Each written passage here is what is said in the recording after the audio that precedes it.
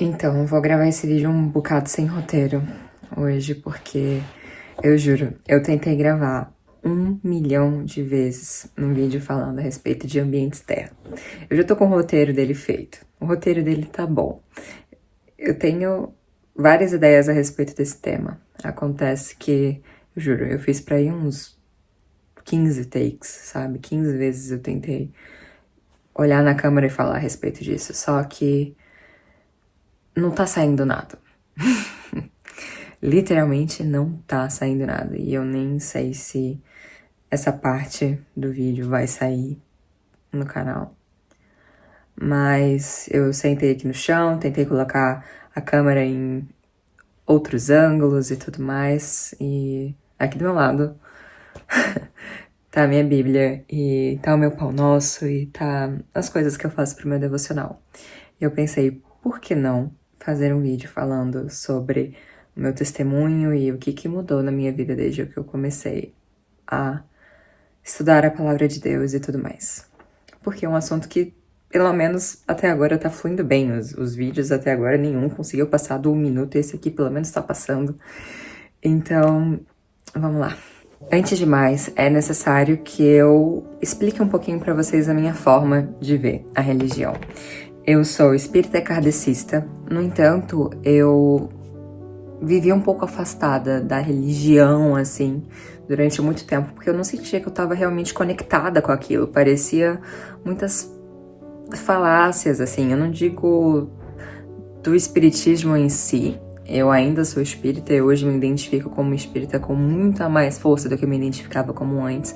Só que pra mim eu não sentia, não tinha aquele aspecto físico da emoção de sentir Deus e se emocionar com a palavra de Deus e tudo mais. Então, pra mim era algo um pouco batido. Ah, você acredita? Acredito. E ficava por aí mesmo, sabe? Não era um assunto que eu gostava de conversar, não era um assunto que eu gostava de debater, eu não tinha isso como um princípio ou como um valor para a minha vida, sabe? Estar ligada à religião. Ali no final de 2023 eu comecei a sentir uma falta, assim, um buraco. Era como se tudo que eu fizesse de atividades ou tudo que eu me metesse, sabe? Tudo era obsoleto, tudo não tinha um sentido. Era aquela mini crise, sabe? Eu tinha acho que uns 20 anos, 20, 21. E tudo não tinha, sabe, um ponto. Não tinha pra quê. Não sei descrever bem, mas era um vazio, sabe? Tipo, pra que eu vou fazer isso? Pra que eu vou fazer isso tudo, sabe?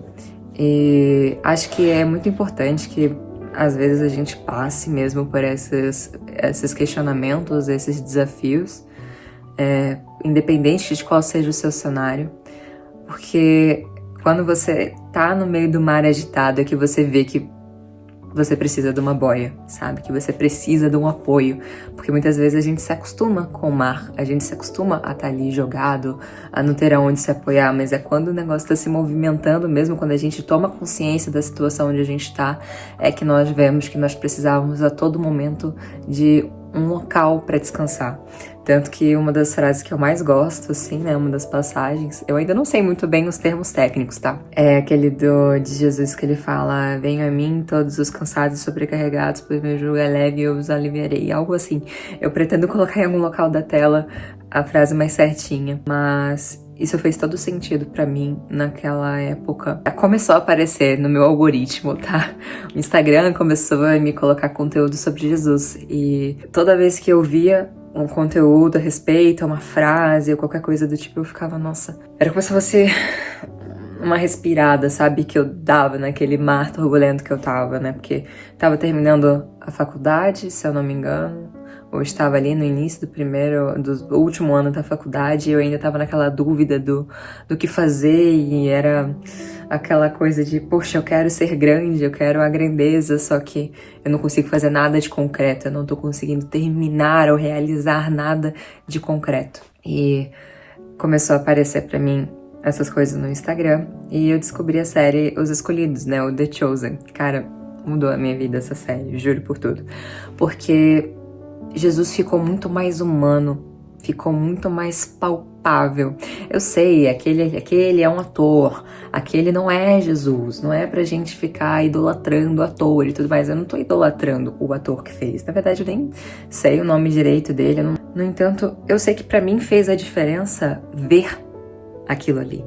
Porque às vezes você pode interpretar como quiser a Bíblia. Os palestrantes de uma palestra espírita, por exemplo, ou o pastor ou o padre, eles podem interpretar aquilo ali de uma forma e passar de você e para você de uma forma. Só que eu comecei a entender que o relacionamento com Deus era entre eu e Ele. Eu não queria que tivesse um terceiro ali meio que passando a mensagem para mim. Eu queria ouvir da boca de Deus aquilo ali. E a série The Chosen foi o que me possibilitou ter a sensibilidade para começar a buscar Deus, entendeu? Não é que foi a partir dali que... Não, Jesus pra mim é só aquele que tá na série The Chosen, não. Aquilo ali me trouxe a necessidade de começar a buscar com mais verdade quem era Jesus. E, cara, a série é sensacional, tá? Eu adoro.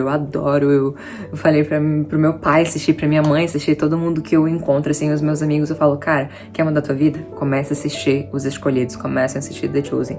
Tá disponível de todos os jeitos possíveis e imagináveis, tá? No YouTube, se eu não me engano, tá na Netflix no Brasil, tem disponível em outras plataformas pra você assistir. Cara, eles estão em todo lado, entendeu? Porque a missão deles é exatamente essa, é estar em todos os lados para que você consiga ter o contato com a mensagem, mesmo em que você não tenha as condições para pagar um streaming, por exemplo.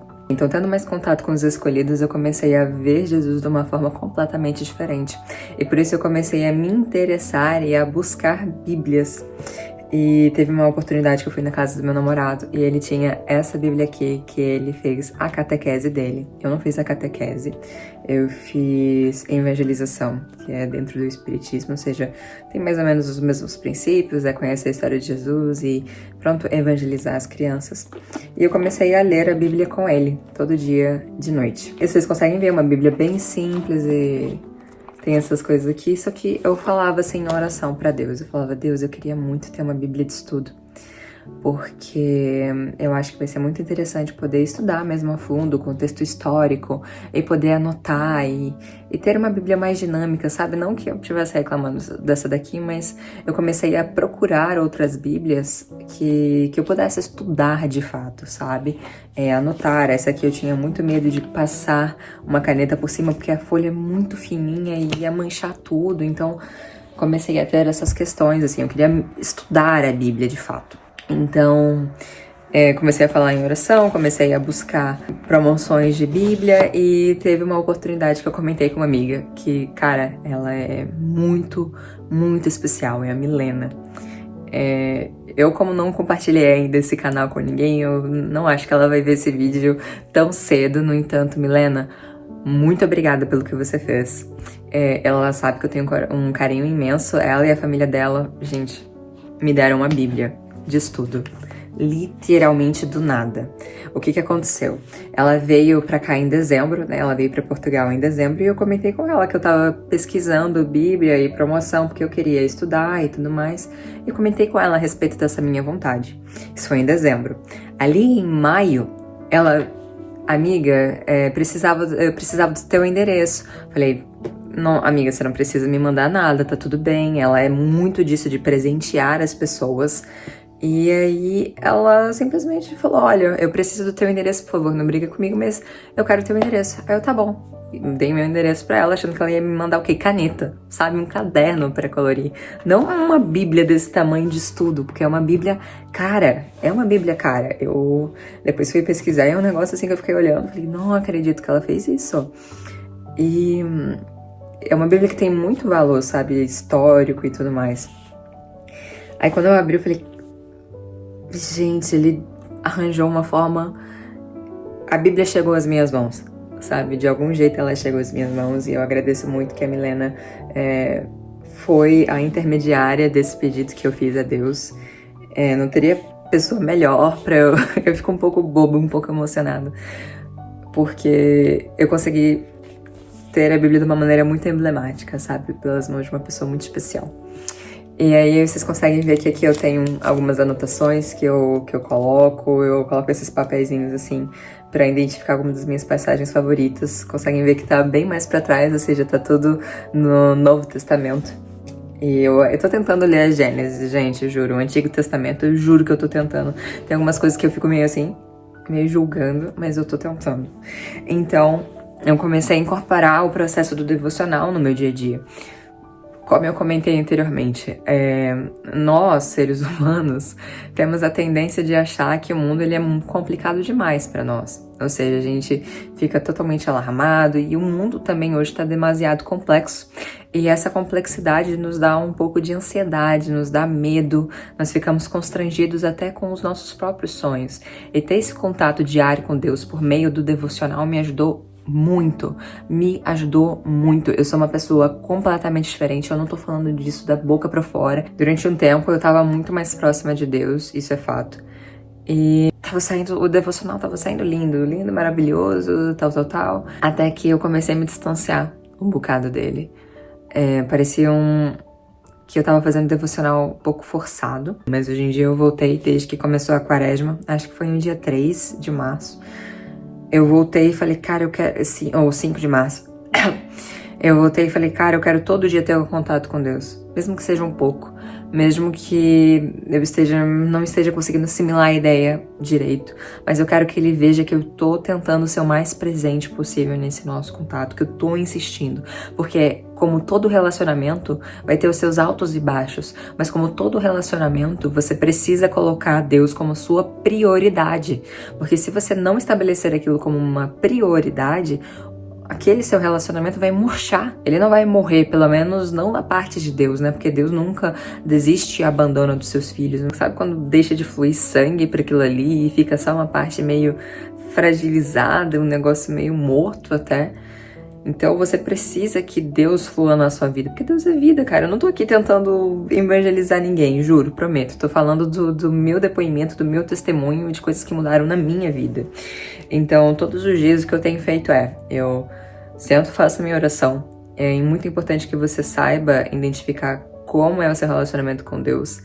E o meu é totalmente amizade, tá? Eu chego pra ele e falo, cara, que dia top foi ontem, muito obrigado, você é tudo, você é luz, você é um divo, sabe? Mas tem gente que considera isso tudo desrespeitoso. Ok, não tem problema, é o seu relacionamento com Deus. Se você quiser falar de outra forma, tudo bem, mas eu considero meu amigo, sabe? Eu considero ele uma pessoa que eu admiro, uma pessoa que eu quero seguir os passos, e eu sei que ele não é uma pessoa rígida. Pelo menos pra mim, Jesus não é uma pessoa rígida, é uma pessoa bem-humorada, é uma pessoa feliz, é uma pessoa que me quer bem, e eu... que lindo, sabe? Ele é lindo.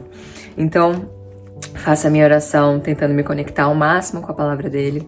Depois, eu pego um textinho aqui do Pão Nosso, né? Como eu comentei anteriormente, eu sou espírita. Então, o Pão Nosso, ele é um livro do Chico Xavier, ditado pelo espírito do Emmanuel.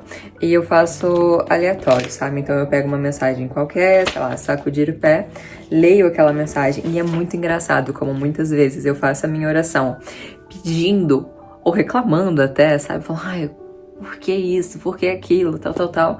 E muitas vezes, quando eu vou abrir o Pão Nosso, tá lá uma mensagem literalmente chutando o meu pé, falando sobre aquilo que eu reclamei ou sobre aquilo que eu não agradeci, sabe? Então, muitas vezes eu acerto, assim, super na mensagem que aparece aqui. E, novamente, eu faço sempre no aleatório. Depois, eu leio um livro espírita. O livro do momento é Crônicas do Além Túmulo, porque eu gosto muito de me conectar com a minha religião. E, por último, eu leio a Bíblia. Atualmente, eu tô lendo a Gênesis, né? Gente, eu não queria julgar, mas eu leio cada coisa nessa Gênesis que eu fico olhando assim, ó. É o quê? Mas, claro que o meu favorito sempre será aqui os evangelhos, Mateus, Lucas, João. Cara, eu abri aqui no aleatório.